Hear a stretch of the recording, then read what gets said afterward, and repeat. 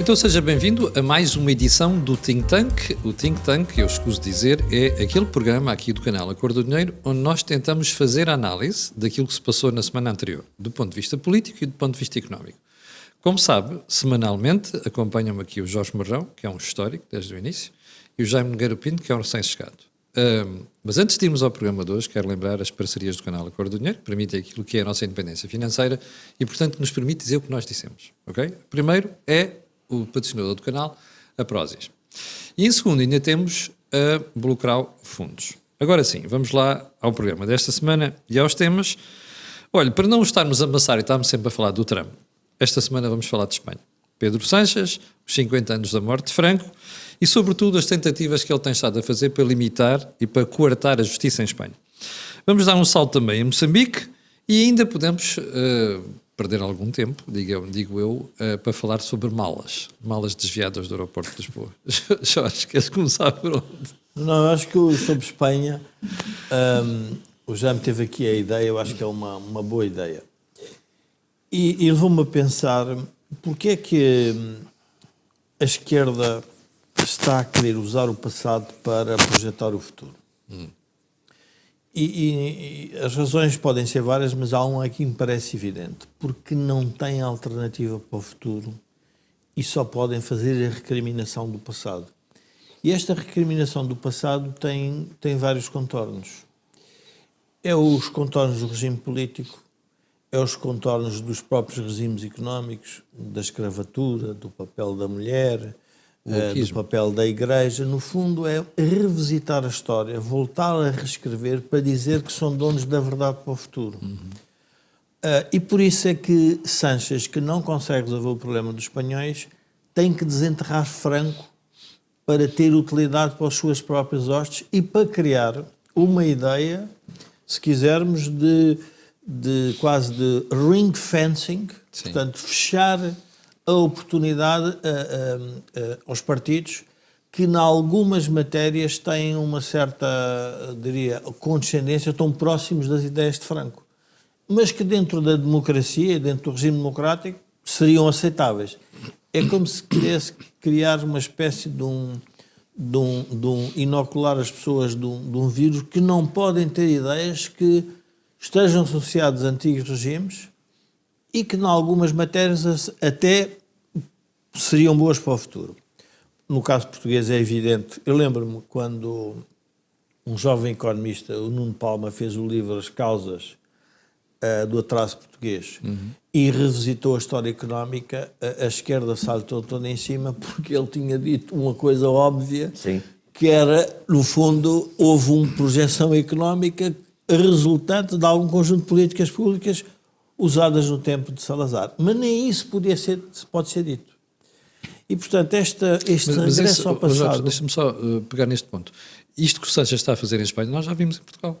Sim. A esquerda passou a vida sempre ao Salazar e o antigo regime e não sei quantos para desculpar os separados que andava a fazer. O Salazar, quer dizer, ainda vimos isso, fartamos-nos de ver e ouvir e ler e os quisermos, porque de facto agora quando foi os 50 anos do 25 de Abril foi uma injeção de propaganda nesse aspecto, aqueles livros completamente ridículos e mentirosos, do não podias, com uma data de coisas quer dizer, que eu vivi esse tempo, podia fazer, e não era eu, era as pessoas que faziam aquela história, por exemplo, das mulheres não poderem usar biquíni, por amor de Deus, desde 64, 65, a grande mudança, aliás, nos costumes é 64, 65, aí que se dá, que é chegada também aos Beatles, aos Rolling Stones, às mini-saias, é tudo isso. Ora, tudo isso se passou no anterior regime e ainda no tempo de Salazar, nem sequer foi no tempo de Marcelo Caetano.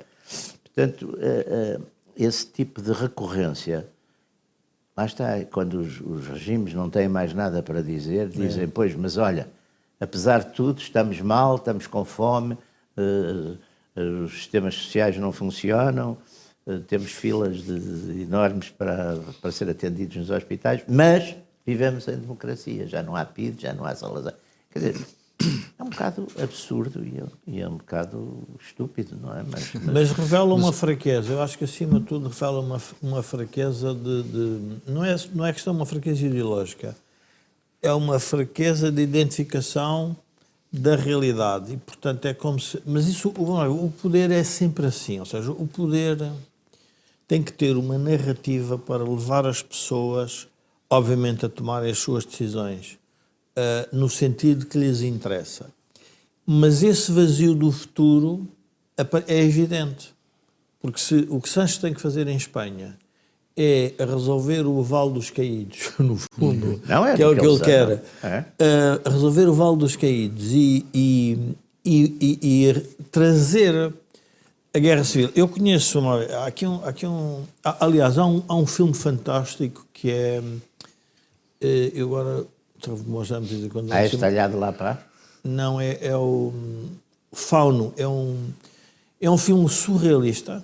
Eu tenho ideia disso. É um filme surrealista sobre a Guerra Civil Espanhola. Tenho ideia. É preciso ter cuidado porque em Espanha há pessoas que têm memória da Guerra Civil. É verdade. Não é a memória transmitida, provavelmente uns já não viveram, mas tem uma memória... Sim, de famílias. Jorge, eu conheci pessoas que estavam em Portugal, espanhóis que eram para Portugal e estiveram cá sempre, desde essa altura da Guerra Civil Espanhola, que viram, presenciaram. Bom, e, portanto, revisitar este assunto. Cada vez que nós discutimos o futuro, temos que falar sobre como se construíram as civilizações do mundo, que foram todas elas construídas à base de violência, de ultrapassagem de direitos. Mas é assim a história dos homens. Como hoje, os que querem pôr o Estado a controlar certos comportamentos que lhes agrada, estão a fazer da mesma forma uma violência. Mas a violência deles é certa. Mas porque é que isto é diferente da violência dos antigos?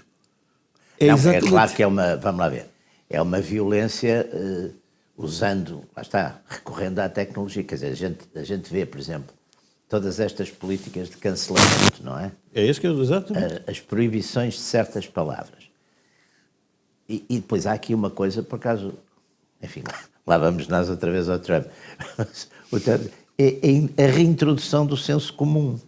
Porque, por exemplo, nos livros daquele autor para crianças, da Casinha de Chocolate, o Roald Dahl, não é? Tiraram a palavra gordo e gorda, passou a ser gigante. Quer dizer, a proibição de palavras, eu acho que já falámos outro dia aqui disto, mas é a mesma história que no princípio do século XIX houve um homem em Inglaterra, o Baudelaire, se não estou em erro, que fez uma edição de Shakespeare para as famílias. Portanto, o que é que ele foi? Foi ao Shakespeare e tirou tudo o que era violência, tudo o que era adultérios, crimes, incestos, quer dizer, expurgou o Shakespeare. E fez, e portanto, a baudelairização, aliás, há muita gente que critica, quando critica estas novas escritas dos cancelamentos, do wokeismo, chama-lhe os neo-baudelairianos, porque de facto, se nós formos fazer isso aos textos todos, a Bíblia leva pancada que nunca mais acaba. Está cheia de sexo, de crime, de tudo isso. O Dante vai pelo mesmo caminho.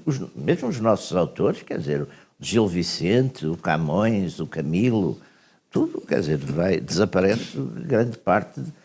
Porque o humor faz parte, o fazer troça faz parte. Todas as coisas que são... Quer dizer, voltamos àquela coisa que era tão criticada no anterior regime, que era filmes para maiores de 12, 13 anos, filmes para maiores de 18 anos. Não sei como é que ainda não tentaram cancelar os quadros da Paula Rego também, com os pois, por exemplo, formas e tudo. Tem uma violência também enorme.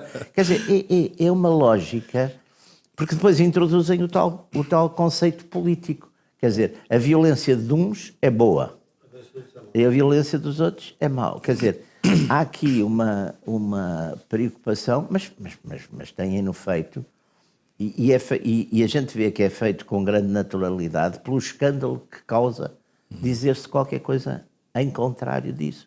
Porque o Jorge estava aí a falar de um ponto que é muito interessante e importante e que vem à luz à luz do dia com estas questões do Franco e do Sanchez, etc. Que é precisamente a qualificação que nós vamos buscar de determinados atos, não é?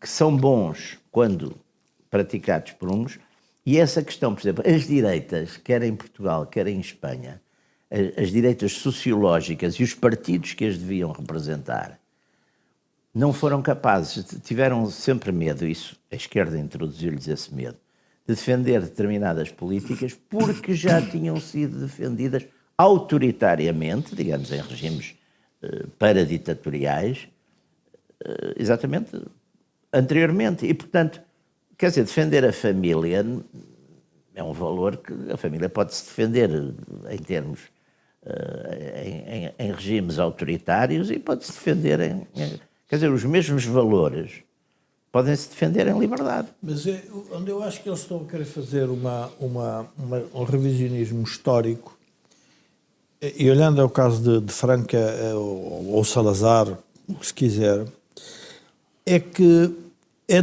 tiram do contexto. Nós temos que lembrar que estes regimes autoritários nascem, a Revolução Russa é de 1917, estes regimes autoritários ressuscitaram-se com a chegada do coletivismo. E o coletivismo era o combate daquela geração. E foi um combate feito de forma autoritária.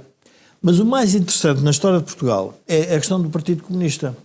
Toda a gente sabe que o regime de Salazar eliminou as opções políticas para quem era comunista.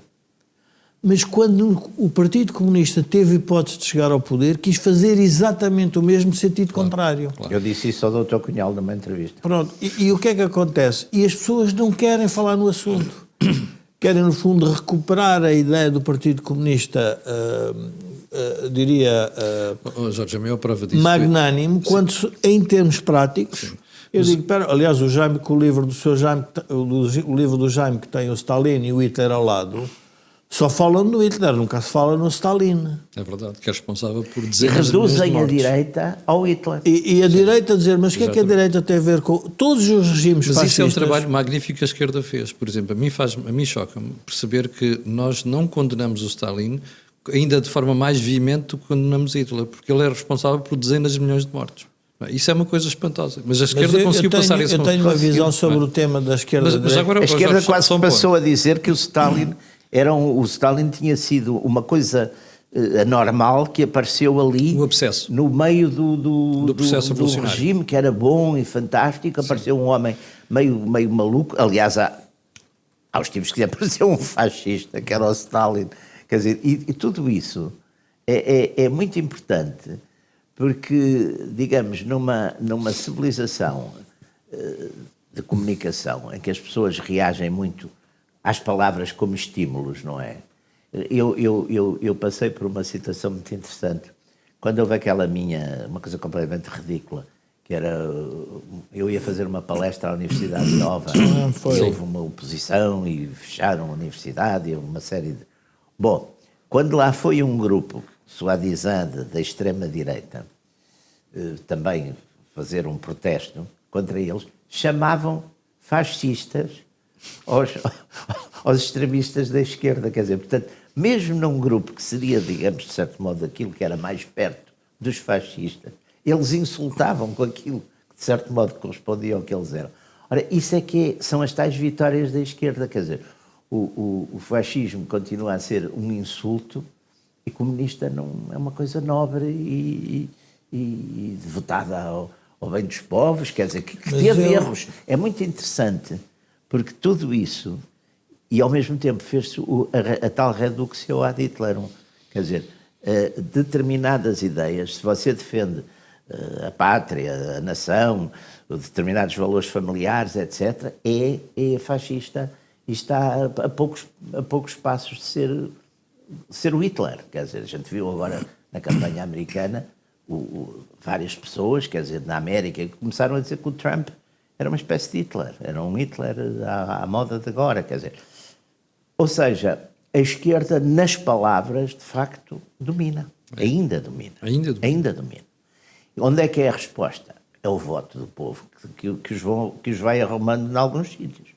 Mas lá está, esta ideia do Sanches de ir buscar o Franco, e depois há as questões, como o Jorge estava a ele chamar a atenção, a questão da violência é quem começa, não é? Sim. Quem começa, porque apesar de tudo, claro que na Guerra Civil houve brutalidades e crimes de um lado e do outro. Claro que houve, e sobretudo no princípio, houve o que é talvez mais grave, que é, independentemente de culpa, é por sintomatologia, não é? Ou seja, você é um burguês que está numa zona comunista, não é? Pronto, é um senhor que vai todos os dias ao seu café, fuma um charuto, então deve ser fascista, vai ser fuzilado. Em contrapartida, nas zonas nacionais, um dirigente operário, independentemente, também encostavam na parede. Ora, esse tipo de violência passou-se de facto de um lado ao outro. Mas quem começou, quer dizer, ou seja, quem altera o modelo de competição política normal é a esquerda com a revolta das Astúrias em 34. E a seguir à vitória eleitoral de fevereiro de 36, começaram, velha história, das esquerdas ibéricas, a queimar igrejas, Sim, a ocupar propriedades, a matar padres. Quer dizer, aliás, o 25 de Abril foi a primeira vez que houve uma revolução à esquerda que não mataram padres. Sim, sim. Normalmente matavam E que não se nacionalizou conventos e ordens religiosas e bens religiosos. Corriam e matavam os padres. Camilo, mas relativamente a este tema da esquerda e da direita, eu tenho uma visão um bocadinho mais, diria, mais otimista sobre o tema do domínio intelectual da esquerda. Então, A direita, por natureza, é conservadora. No fundo, a direita... mas a esquerda também é, Jorge. Não, mas a esquerda tem uma ideia de progresso e transformação do homem. A direita é muito mais realista. Aliás, todos os dirigentes de direita, se pensar nos dirigentes de direita, digam lá o que é que eu tenho para resolver. E resolve. A esquerda não. A esquerda quer transformar o homem. Exatamente. Ora, a transformação do homem é sempre uma narrativa. A direita lentamente aceita que o mundo mude. Até prova em contrário. Os progressistas, os revolucionários, querem eliminar a história, querem no fundo dizer que tudo o que nós fizemos até agora, eu nunca mais me esqueço uma vez de uma entrevista da dirigente do PAN a falar sobre alguns temas, e eu pensei assim, para ela a história não devia ter existido. Ou seja, não teria havido luta sobre territórios, não devia ter havido exércitos violentos, não devia haver fações militares nem guerras medievais. Nada disto faz sentido, porque está-se mesmo a ver que a paz é a paz que eu concebo. Claro. Ora, a luta da direita é explicar às pessoas que nada disso faz sentido. Mas faz isso de forma muito... Por isso a direita é sempre uma espécie de uma maioria silenciosa. É tramado dizer isto. Mas é a maioria silenciosa. É aquele povo que está ali e que vai tomando as decisões lentamente e vai afastando aqueles que falham. No fundo é isso que estamos sempre a discutir na política. Na política, as pessoas, em relação à política, têm concepções muito... Há aqui um tema em Portugal que também isso é responsabilidade dos mídias, isso é da tua lavra. Eu tenho as costas largas. É da tua lavra, que é... Os mídias confundem o sistema político com o sistema partidário. Ou seja, para eles, a política é reportar o que os partidos pensam sobre política. E isto tem-se notado muito ultimamente. E isso mata a noção de política. Porque as pessoas, quando votam e quando escolhem com preferências que não é por causa do partido A, B, C ou D. E são as orgânicas partidárias que querem... Mas deixa-me pegar uma coisa que tu disseste para colocar uma questão diferente, tem a ver com a nossa atualidade política aqui no Burgo. Que é, tu dizes há bocadinho, falavas da maioria silenciosa. Mas não é o que está a acontecer agora. Se tu olhares para o que sucedeu esta semana, com aquela entrevista de Pedro Nuno Santos ao Expresso, em que ele faz um revisionismo total, de 180 graus, em relação à política do PS na imigração, não mostra isso. Neste sentido, Pedro Nuno Santos faz aquilo, porque primeiro tem eleições autárquicas pela frente, e em segundo lugar porque percebe que o Chega, e até o PSD começam a ganhar terreno, naquilo que é uma preocupação das pessoas, que é a imigração / segurança. Isto não é um exemplo desta questão da maioria silenciosa? Vamos lá ver. No fundo está a obrigar o PS a mudar. Mas vamos pegar nisso e olhar para os Estados Unidos, porque ajuda a perceber. O Partido Republicano continua a ser o Partido Republicano, com ou sem Trump. Só que um dirigente do Partido Republicano, não é dirigente, foi eleito, no fundo, para ser o candidato presidencial. Foi escolhido para ser o candidato presidencial. Leu o problema. Sim. Em Portugal, a leitura dos problemas tem que ser identificada como partido. Se tem sido o PSD de Passos Coelho, por exemplo, já tinha identificado o problema da imigração. Claro, Passos Coelho falou sobre isso em 2018. O que é que aconteceu? As pessoas do PSD não quiseram falar no assunto. Sim, sim. Então, para onde é que foi essas pessoas? Ao Chega. Não é o Chega. Foram as pessoas que identificaram o problema. O Chega captou... Está bem nesse sentido. Cuidado, sim, ou seja, cheirou, o Chega representa... sim, cheirou a oportunidade e a preocupação das pessoas. E defendeu representou isso. o problema. Sim, sim. Por isso é que é a democracia Eu percebo. representativa. Não, querem dizer... Não. Porquê é que tu não falas do assunto? Por isso é que o Pedro Nuno Santos agora tem que fazer essa cambalhota. Pois. Porque são as pessoas que lhe estão a dizer, até porque ele vai ter um combate autárquico, Claro. eu estou a imaginar ele ir dizer a um autarca que tem um problema, Ricardo Leão, do de Louros, que por não é um exemplo. problema, dizer que não o tem. Ele diz, pá, desculpe lá, mas Você é vive- maluco, não lida com as pessoas Você diariamente. vive noutro planeta. Ora, é esse o tema da... Depois eu gostava de falar num assunto, eu voltei a ler por causa do tema da... que é um tema que eu ando a pensar que tem a ver com a questão da globalização, do nacionalismo, da homogeneização das sociedades. E voltei a ler A Rebelião das Massas de Ortega y Gasset. Posso pedir para segurares aí só um Sim, tá bocadinho? bem. O Ortega sai de vir aqui ao Jaime. Jaime, como é que viu esta alteração de posicionamento por parte de Pedro Nuno Santos e do PS? Não, quer dizer, vamos lá ver. Pegando um pouco no que estávamos aqui a dizer, a questão, digamos, filosófica na divisão da direita e da esquerda é que a esquerda é antropologicamente otimista, quer dizer, a esquerda segue o Rousseau naquela ideia, o homem é naturalmente bom e é tornado mau porquê? Exatamente pela família, pelo Estado, pela propriedade, por todas essas coisas. Ou seja, e Marx pega um bocadinho no mesmo tema, ou seja, se libertarmos o homem dessas coisas todas, do peso da família, da autoridade do Estado, da religião, tudo isso são correntes, não é? O Rousseau usava a mesma expressão, o homem é e por toda a parte está acorrentado. Portanto, se libertarmos dessas correntes, e é sempre um bocado o discurso da esquerda é um bocado esse, quer dizer, portanto, na imigração, é claro que a imigração, eu falo sempre nisto, porque acho que a gente tem que ter exatamente, senão fica como os esquerdistas e está a criticá-los e está a fazer a mesma coisa que eles.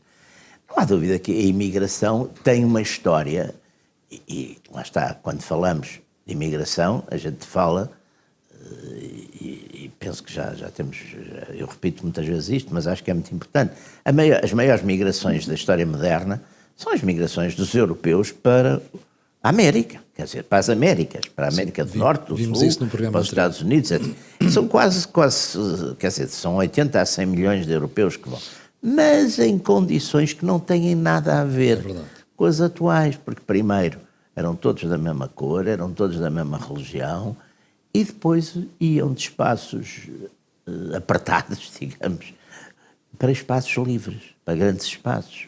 Portanto, a situação é muito diferente. Agora, aqui, claro que o Pedro Nuno Santos e o Partido Socialista faz o discurso ideológico, é sempre exatamente, os homens são toda a gente é muito boazinha, mau era o Salazar e a PIDE, portanto, o discurso é sempre esse. Portanto, a democracia torna as pessoas melhores, até os melhores. Agora, quer dizer, portanto, todo esse... Agora, ele embate com uma realidade de que nós todos também nos vamos dando contas que também esse problema da imigração não é agora de repente dizer os imigrantes são todos uns assassinos, mas não há dúvida. Por exemplo, o número de homicídios, ano passado, quase duplicou.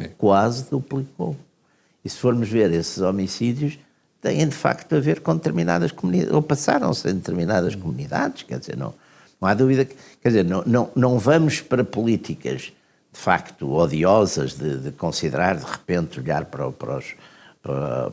os imigrantes todos como potenciais criminosos, mas não há dúvida que há factos e há coisas, e portanto, aí, quer dizer, um político que lá está no negócio da política, portanto tem que ter votos, tem que rever um bocadinho esse discurso, não é? E eu acho que é o que ele está a fazer, até porque é obrigado a isso, quer dizer, como o próprio PSD também já foi obrigado a isso. É claro que se não houvesse a tal competição do Chega, que foi apanhar o tal espaço vazio, não é só o espaço vazio, é preciso ver que há uma vaga de fundo europeia e que não tinha, eu várias vezes escrevi sobre isso, que não tinha nenhuma correspondência em Portugal. E para bem ou para mal, apareceu. Chega sempre mais tarde. Chega. Não, Portugal, nesse aspecto, nós só fomos, digamos, pioneiros. Olha, fomos pioneiros no século XV e XVI, de facto, fomos pioneiros nas viagens marítimas, fomos pioneiros até na própria concepção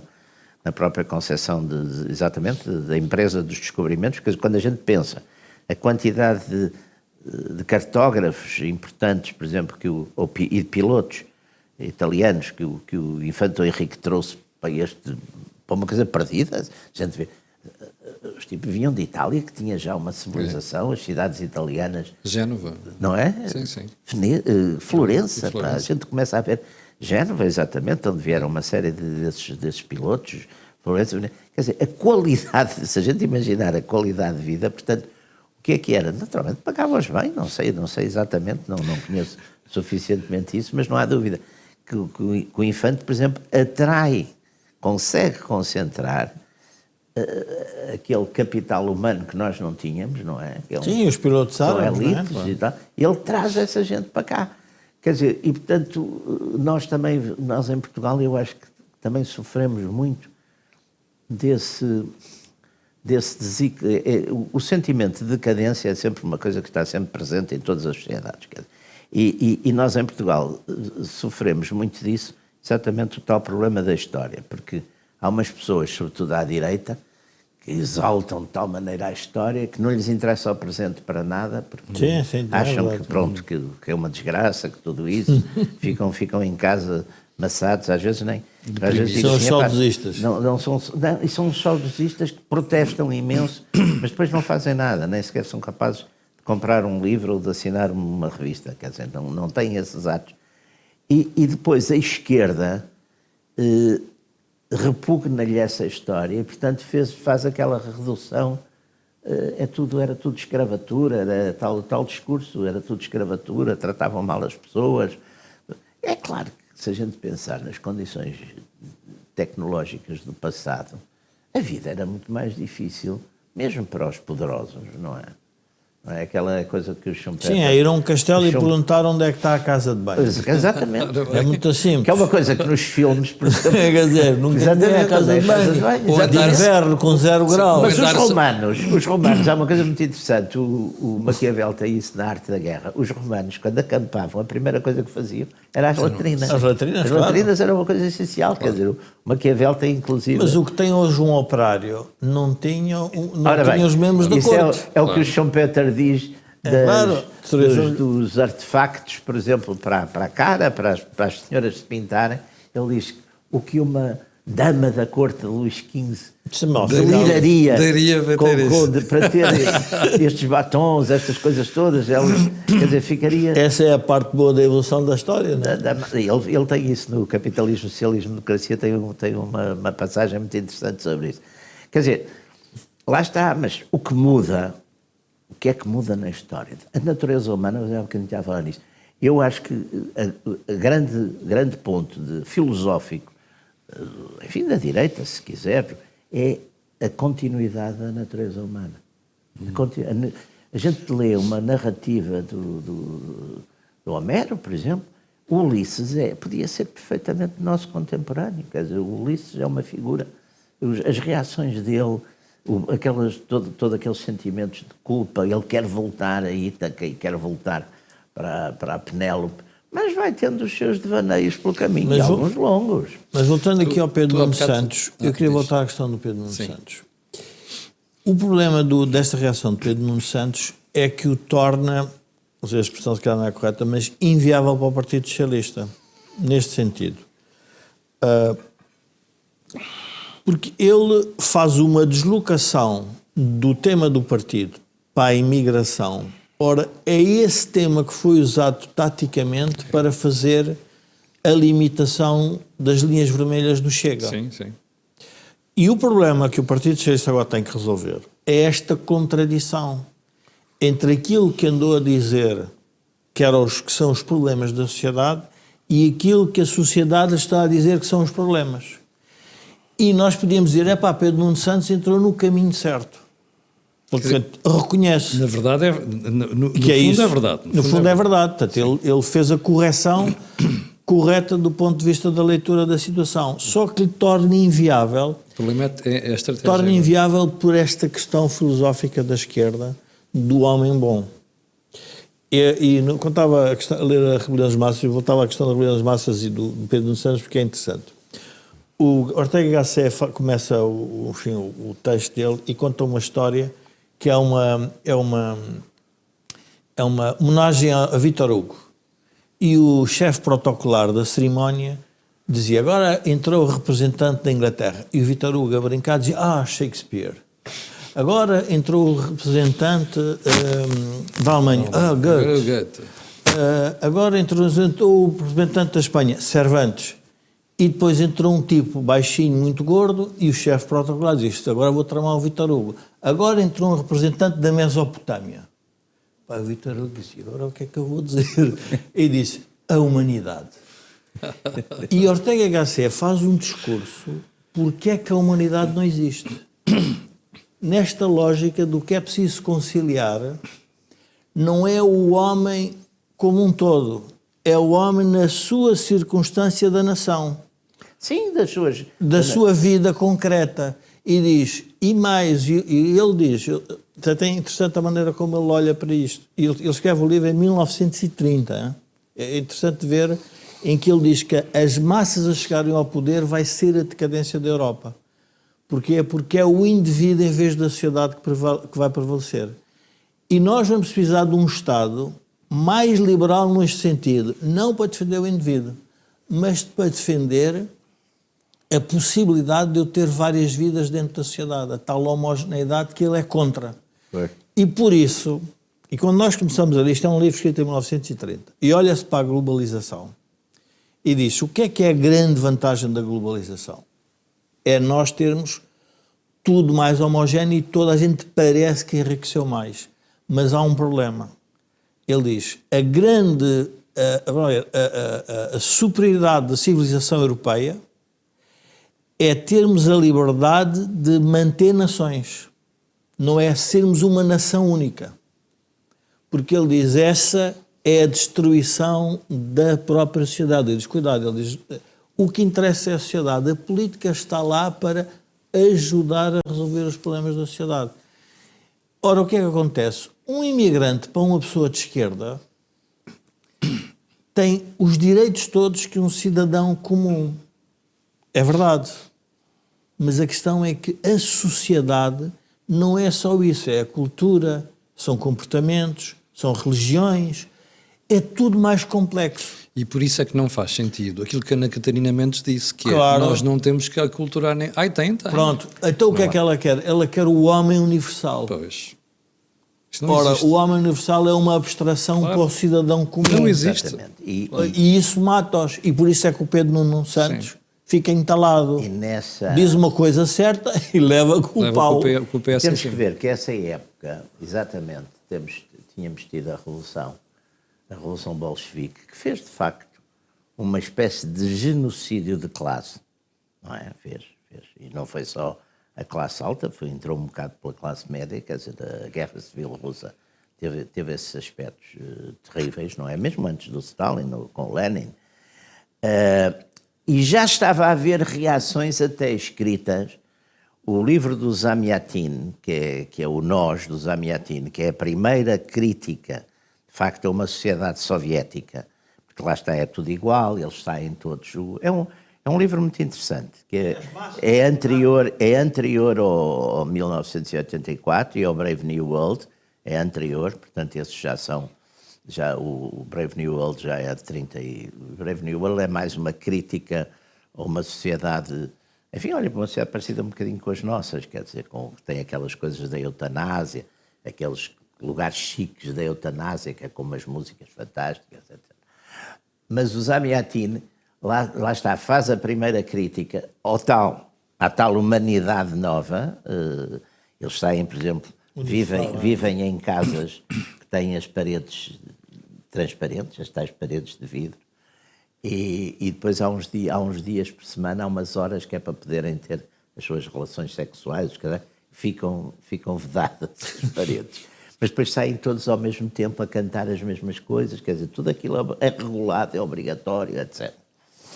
E essa ideia, portanto, o Fernando Pessoa, aliás, tem uma ideia muito interessante sobre isso, que ele numa altura, não sei bem se as palavras são estas, ele diz... A humanidade é muito grande, a minha aldeia é muito pequena. É. No meio está a nação, que é uma dimensão que eu entendo, não é? Uma dimensão gerível. Pois é, e é tal, e a nação vista como a tal coletividade, não só... Era o Renan que insistia muito nisso, não é? Então, se vamos votar, os mortos também têm que votar. Ou seja, há uma continuidade, e esse é o grande problema, porque a América resolveu esse problema. E o Brasil também. Quer dizer, a integração, a América, de facto, aquelas histórias que a gente outro dia estava aqui a falar do Michael Cimino, que lá está, é um realizador que tratou exatamente disso. E a gente vê, e via-se no Cotton Club também se vê muito bem isso. No Cotton Club também se vê isso. Quer dizer, que é a chegada dos novos que vão sendo integrados e vão sendo feitos americanos. Por exemplo, uma das coisas, Jorge, deixa-me só acabar isto, que eu acho que é interessante. Os quadradinhos, aquelas... que vinham nos jornais, os jornais americanos ao domingo publicavam aquelas histórias dos quadradinhos, era uma coisa que os imigrantes os ajudava a apanhar a língua, porque foi uma coisa simples. Também pensada, porque tinha os bonecos, não é? Portanto, esse esforço, quer dizer, a minha pergunta é esta, para um argelino de segunda geração, o que é que lhe diz em França... Epá, Joana d'Arc, o Luís XIV ou mesmo Napoleão. Não, em princípio, se não... Ele vai ser francês? Se for à escola e conseguir assimilar os princípios, sim. Senão é um problema. Mas há duas coisas, há coisas paradoxais. A riqueza das civilizações foi a mescla dos imigrantes. Também. Quando olhamos para Portugal... É verdade. A nossa história é muito mais rica, é verdade, pelos suevos, pelos hunos, pelos vândalos, pelos fenícios, pelos romanos. Graças a Deus, os romanos puseram ordem nisso tudo. Pronto, pelos romanos e pelos árabes. A longo prazo isto é fantástico, mas não é possível acontecer sem choque. E não é possível acontecer em 10 anos. A história, foi com choque sempre. Sempre com choque. Jorge, e não é possível acontecer em pouco tempo, isso é que as pessoas precisam perceber. Ou seja, a integração demora décadas. Não é uma coisa a fazer em 10 anos. Mas eu queria voltar à questão do Jaime, da questão da homogeneidade, nesta ideia do Ortega y Gasset, que ele separa claramente a civilização europeia das outras, porque ele diz, a Europa, a grande virtude do Ocidente europeu, achava ele que era a superioridade, é a liberdade que as sociedades têm em ser nações.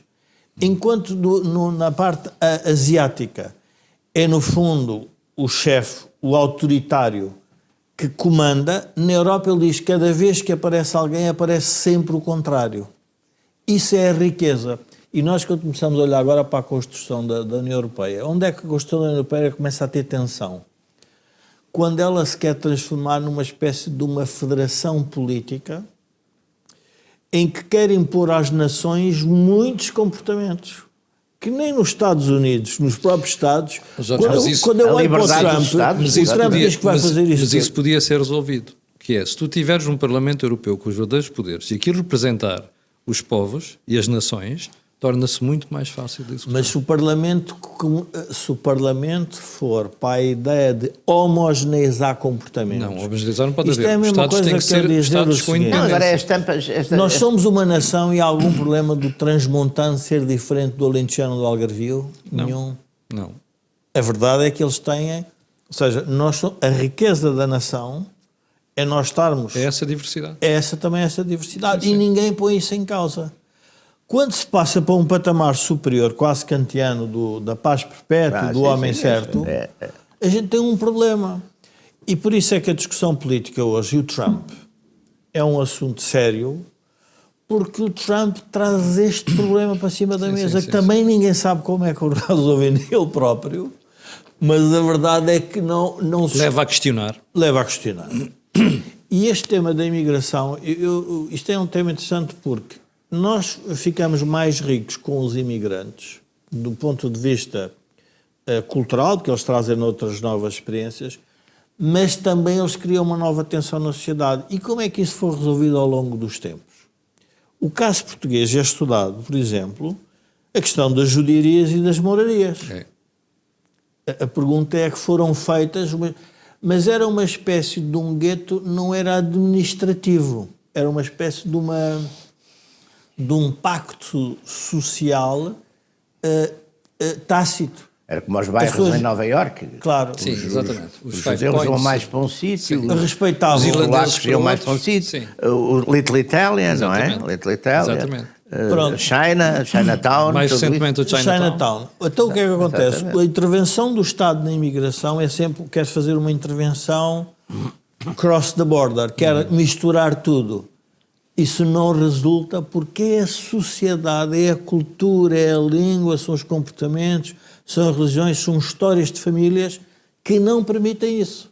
E por isso, claro, que é o choque. E eu julgo que há a crise da esquerda.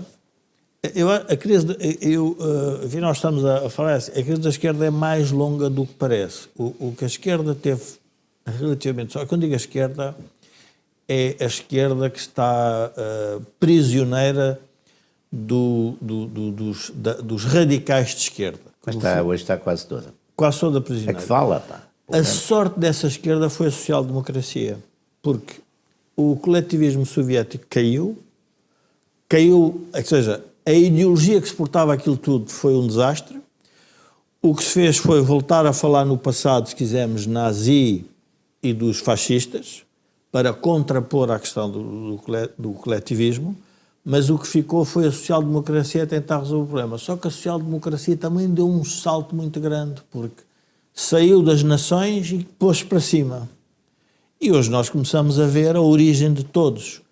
Os dirigentes conservadores, em geral, europeus, talvez os democratas cristãos, mas os democratas cristãos, quando construíram a Europa, e que a Europa foi construída pelas democracias cristãs, tinham esta ideia ecuménica, mas também da diversidade. E eram católicos conservadores, a maior parte deles. Claro. E nunca puseram isso. Não, de repente, na social-democracia levou em cima com esta ideia do homem universal, que esbarra sempre com a realidade. Nós conhecemos sempre o caso de Moçambique e olha-se para o que une Moçambique, ou o que é que uniu Moçambique? A língua. A língua. A língua, literalmente. E o Império Colonial. Sim, sim, sim. Sim, foi a colonização. E Angola a mesma coisa. A mesma coisa. E continua a haver essas diferenças e as pessoas convivem com essas diferenças. Quando nós achamos que isso tem que ser tudo eliminado a bem de qualquer coisa, o resultado prático é esse.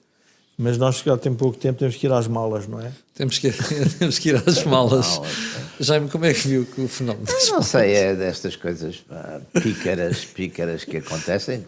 Para já, há uma coisa na sociedade, de facto, que nós toda a vida... Eu lembro-me, no tempo, quando era miúdo, nos anos 50, a rapidez com que em Portugal aparecem anedotas a propósito de... Sim, e hoje em dia, claro. Mas eu lembro-me, agora de fazer um recuo à história sem abusar, porque a história tem graça. Quando foi a eleição do almirante Américo Tomás contra o general Humberto Delgado, a esquerda protestou e, enfim, e naturalmente era capaz de ter alguma razão das eleições terem sido fraudulentas, etc. E veio nessa altura cá, logo a seguir à eleição, veio cá o imperador da Etiópia, o Haile Selassie. E então, imediatamente, eu lembro-me, eu era miúdo, tinha 12 anos nessa altura, lembro-me de ouvir essa anedota logo que o Américo Tomás tinha-se que ele apresentado. E o Américo Tomás diz, sei lá se você é. Não. O Américo Tomás disse assim, Américo Tomás, Presidente da República Portuguesa. E o outro disse, sei lá se é. O outro é que disse. O outro é que disse. O imperador, o Negus, E, portanto, essa rapidez agora viu-se, pronto, é o lado pícaro e é o lado divertido. Agora, é uma história, de facto, tristíssima e sobretudo, cai em cima, lá está, de um partido que procurou sublinhar muito essas coisas da ética comportamental e dos deputados e das corrupções e tudo isso. Portanto, é de facto triste, é grave, é tudo isso, enfim, que é que se pode fazer? Penso eu que, partindo do princípio que tudo isso aconteceu, parece que sim, não é? Sim, parece pelo menos dizem que há imagem, a polícia diz que há imagem. Parece que sim, há um tema do episódio das malas que eu acho que vale a pena nós refletirmos do ponto de vista político. Quando Chega faz uma campanha, é preciso mudar Portugal e tem implícita uma ideia que a política é corrupta, em vez de se dedicar à corrupção política, ou seja, eu quando digo corrupção política não é a corrupção económica ou financeira em benefício do próprio, é a corrupção política, é ir atrás de alguns interesses, julgando que está a resolver os problemas do país e não está a resolver os problemas do país, dedicou-se à ideia da corrupção individual. Pois. Ora, um partido que ainda por cima tem inspiração cristã, católica, devia saber que isso é mesmo só no juízo final, porque todos somos pecadores. Humana que a gente estava a falar, somos todos pecadores. Esse é o erro do Chega. O grande erro do Chega é fazer essa confusão.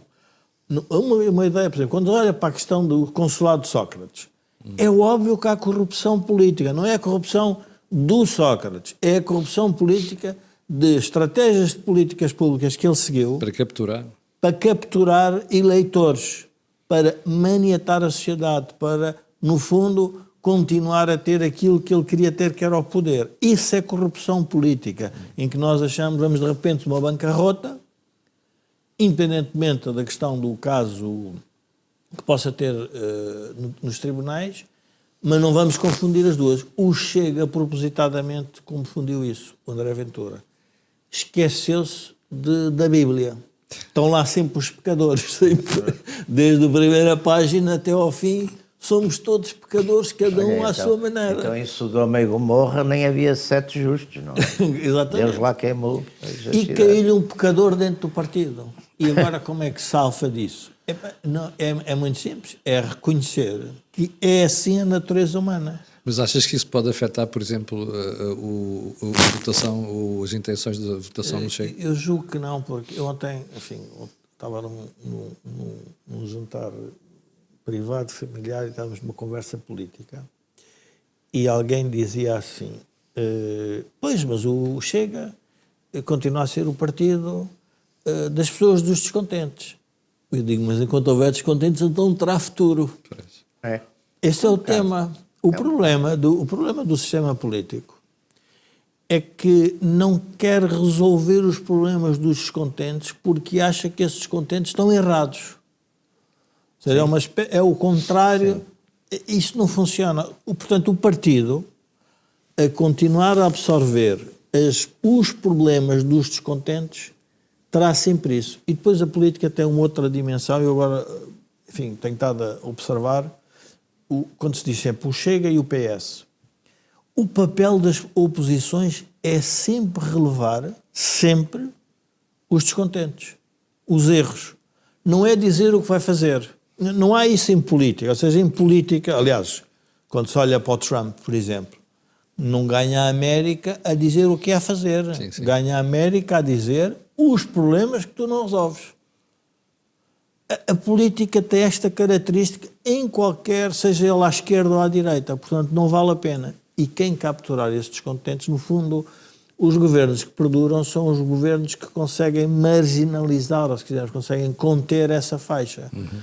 Esse engrossar de descontentes, obviamente, para o Chega continuará a existir, enquanto, obviamente... Sim, claro, até porque é uma coisa que a gente está sempre a dizer, mas que às vezes as pessoas esquecem, quer dizer, a maioria das pessoas, tanto faz que vivam em ditadura como vivam em democracia, a maioria das pessoas, a política entra na vida deles através daquilo que lhes dá ou que lhes tira, quer dizer, no fundo... que lhes dá ou que lhes tira na sua vida económica, na sua vida social, quer dizer, portanto, as pessoas esperam dos Estados o quê?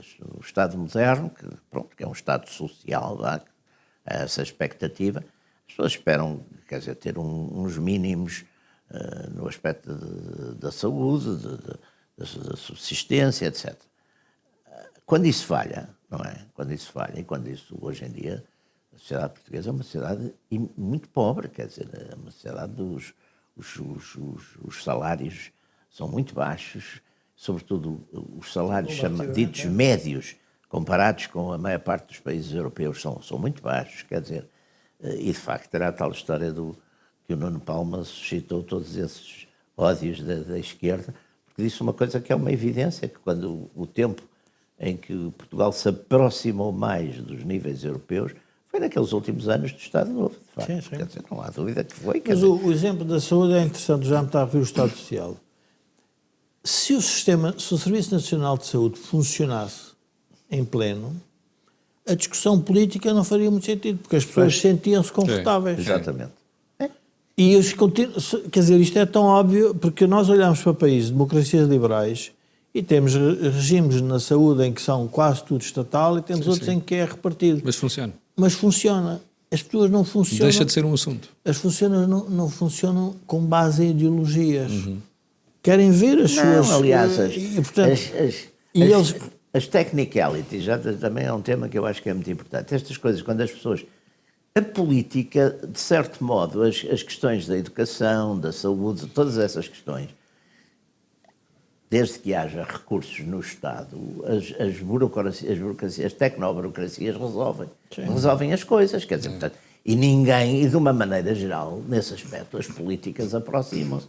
Aliás, de certo modo, mesmo no seu funcionamento, por exemplo, estes Estados autoritários e até de certo modo fascistizantes, do ponto de vista, o próprio fascismo, do ponto de vista não político, mas do ponto de vista socioeconómico, era uma espécie de social-democracia, quer dizer, era limitar, por um lado, limitar o liberalismo, ou seja, havia controles, digamos, o Estado punha determinadas margens, punha impostos também às empresas, tudo isso, e canalizava para estas obras sociais, o Dopo Lavoro em Itália, por exemplo, quer dizer, e que tinham todos esses programas, das férias, tudo isso aconteceu. Normalmente a esquerda põe como tudo isso acontecendo a partir do regime do Front Populaire em França, em 1936.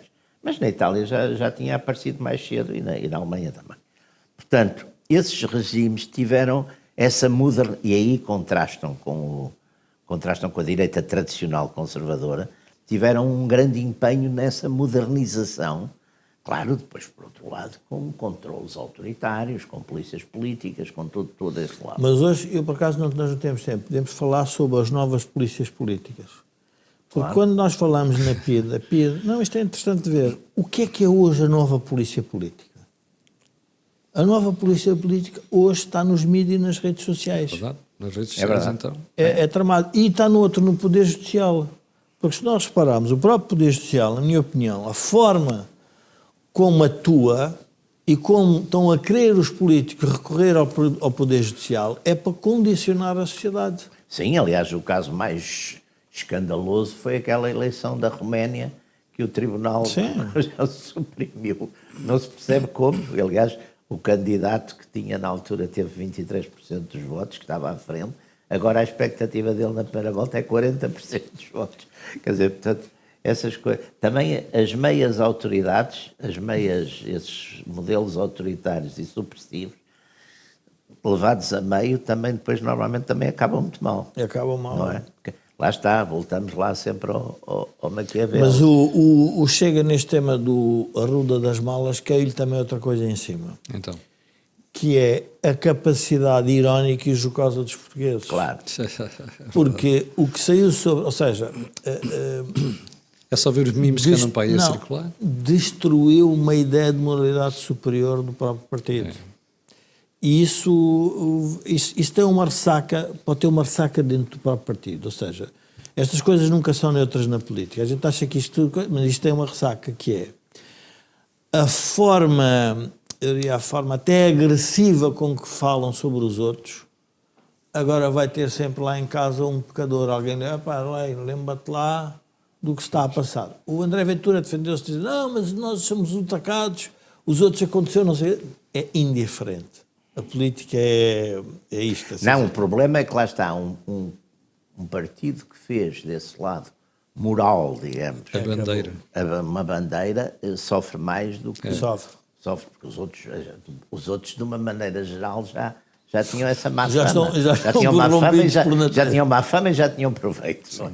Portanto, as pessoas acham que os partidos de poder, sobretudo o PS e o PSD, estão assim, estão ali, não há assim grande expectativa. Agora, de facto, um partido mais moralizante, mais moralista... Mas há duas coisas mais, que aconteceram nos extremos da política portuguesa. Uma foi termos descoberto que, afinal, é preciso ter cuidado com este tema da moralidade individual dentro dos partidos e conseguimos descobrir que o Bloco de Esquerda, afinal, eles são humanos. Exatamente. Porque, como diz a Mortágua, afinal somos humanos e erramos. Portanto, até agora o Bloco de Esquerda viveu acima da humanidade. Sim. E isto é um tema tramado, porque é a realidade em entrar-lhes para a porta adentro. Os dois. Jorge, agora me explica uma coisa. Como é que um partido, porque isto no caso do Bloco de Esquerda foi deliberado, não é? No caso do Chega, eu imagino que o Ventura não tinha ideia que o Indico andava a roubar malas. No caso do Bloco de Esquerda é deliberado e é política do partido. Ou seja, a liderança sabia o que estava a fazer. Como é que os partidos correm o risco de expor desta maneira? Porque nós chegamos a saber que agora daqui para a frente, eu não tinha dúvidas, mas daqui para a frente, o cidadão eleitor fica a saber. Quando o Bloco falar de alguma coisa, que aquela convicção que a Mariana Mortágua fala, afinal é para incumprir na primeira oportunidade. Era um desconhecimento das leis da República, pode-se pôr nessa perspectiva. Não acredito. Quem está sempre a falar de leis laborais da República. Não, pode ser a... Quer dizer, eu não estou, enfim, a desculpar a Mortágua, nem é esse o meu... Enfim, não é o meu desígnio. Mas provavelmente pode ser a área administrativa, financeira do Bloco que não percebeu que aquilo não pode ser feito assim. E que aquilo ia sair à luz do dia. E que aquilo ia sair à luz do dia. Portanto, e o partido andava, enfim, a Mariana Mortágua, em vez de andar a gerir o partido, andava a fazer entrevistas e a aparecer nas televisões. E eles têm problemas mais concretos, que era pagar os salários, havia um problema. Estas coisas acontecem muito nas burocracias, ou seja... E nós separamos na política assim, os ministros fazem um discurso, mas depois a máquina abaixo, aquilo tem alimenta-se. Tem uma dinâmica própria. Tem uma dinâmica própria e comete erros atrás de erros. Eu lembro, isto há até muitos anos, fui representante de uma federação, uma coisa estranha, que era a Federação Portuguesa de Bovinicultura. Então tínhamos que ir ao bovinicultura, que era uma coisa do Alentejo, tínhamos que ir ao Ministro da Agricultura. E na altura era o ministro Capolo Santos. E não estou a revelar isto, não é em confidência, porque ele já falou isto em público. E ele dizia-me, mas como é que é o seu dia, o seu trabalho, como é que funciona? Eu disse, o meu trabalho. Então, quando chego aqui de manhã, isto é uma mesa enorme, que é um ministério daqueles, ainda do Estado Novo, sim, assim, tudo muito tudo muito formal, uma mesa enorme, punham os jornais todos. E as primeiras 4 horas do ministro era a responder a incidentes. O veterinário que, em Trás-os-Montes, deu uma vacina errada, morreram não sei quantas vacas, e o ministro tinha que vir explicar o que é que o governo anda a fazer. Isto é tramado. Ou seja, estas minudências da política geram depois estes casos. E nós vamos ver, os casos é na saúde, é na educação, é nos temas da imigração, é sempre as minudências que mata. E por isso é aquele famoso ditado que é No talho. o diabo está nos detalhes. Exato. E, portanto, quando os dirigentes esquecem dos detalhes, acontece-lhes isso. Eu acho que foi, acima de tudo, eu penso que eles não pensaram no que estavam a fazer. Jaime, nós não temos muito tempo já, programa de hoje, mas gostava de ouvir ainda sobre Moçambique.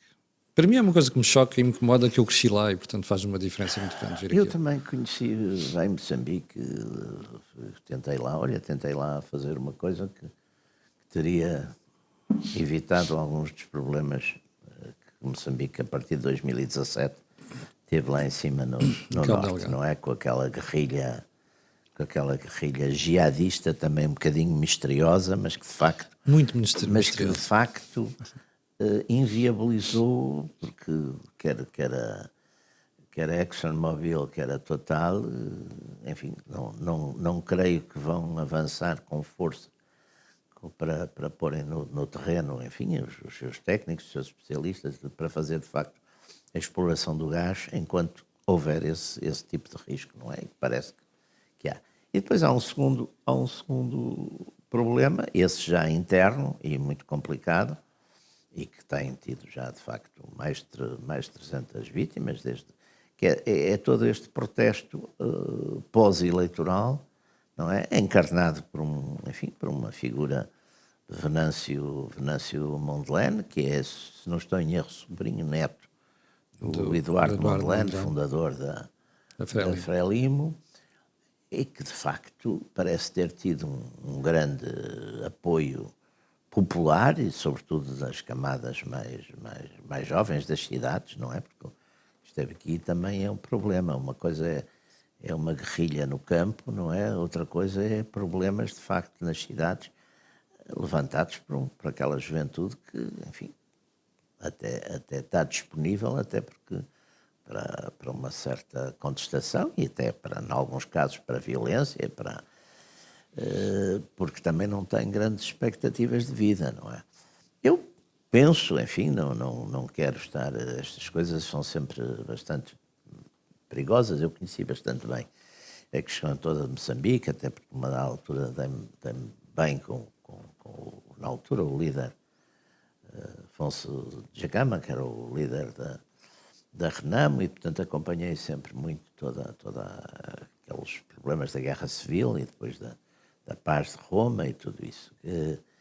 E tenho de facto muita pena, e conheci, enfim, vários dirigentes, quer da Renamo, quer do governo, os presidentes, Chissano e Gabusa e Niusi também, e acho que ali, enfim, parece-me que terá que haver alguma forma, para se pacificar Moçambique, terá que haver alguma forma de diálogo e entendimento entre o novo líder da Frelimo, o novo presidente, Chapo, não é? Cuja eleição exatamente é contestada, mas que tem que se partir de algum ponto de partida, tem que haver...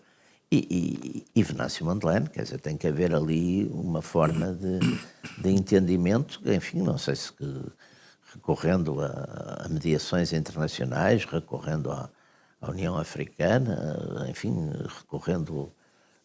mas tem que haver com alguma forma de entendimento, porque senão não vejo que o país possa desenvolver os seus recursos, quer dizer, porque continua a ser um país muito pobre, paupérrimo, está na cauda na cauda dos países desenvolvidos, não é? Portanto, e terá que haver ali um entendimento político, penso eu. Jorge. Eu estou de acordo com o Jaime na questão da pacificação, e dá para perceber, quando nós olhamos, por exemplo, para a Revolução Portuguesa de Abril, eu acho que há uma decisão, se quisermos, política, que gerou a pacificação da sociedade portuguesa, que foi o exílio de Marcelo Caetano. Porque as sociedades, quando atacam um indivíduo de forma muito dirigida, há um tema de solidariedade, de interesses que estão por trás. E o receio sempre, e reparem, o caso, por exemplo, estávamos a falar do caso, falámos já nisso no think tank no passado, que é o que é que iam fazer a Maduro e aos seus correligionários, que é, no fundo, são guerras civis que têm que ser contidas, porque uma coisa é um inimigo externo, Sim, sim. outra coisa é dentro do próprio país.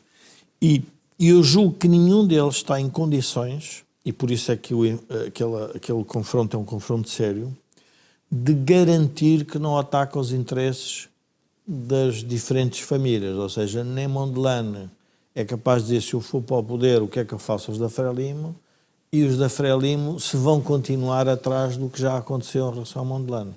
E por isso a ideia de uma mediação é importante.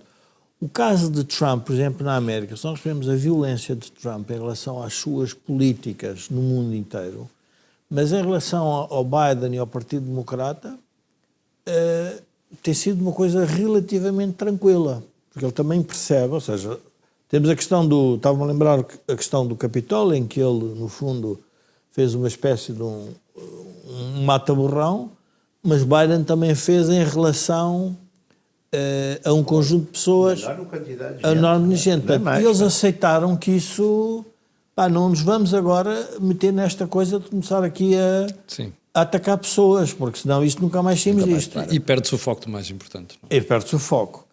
E o problema de Moçambique é esse, ou seja, houve muitas mortes, há famílias destroçadas, há emoções... E há ódios. Há ódios. Sim, aliás... E, portanto, tudo isto tem que ser contido com muito cuidado, não é? O que é impressionante é que, por um lado, houve essa violência da polícia, mas, em alguns sítios, também vimos, e apareceram aí até nas redes sociais alguns, é o contrário, quer dizer, os polícias, por exemplo, dá uma cena qualquer que é bastante impressionante, que é um polícia que matou lá uma mulher e os populares vão atrás dele e também o matam. Sim, sim. E isso está filmado. E eu aprendi uma coisa em Angola, enfim, nas minhas viagens profissionais, aprendi uma coisa em Angola com um general angolano que me disse uma coisa que me marcou, porque pensei, ele disse, se nós soubéssemos o valor da paz, tínhamos feito a paz muito mais cedo. É verdade.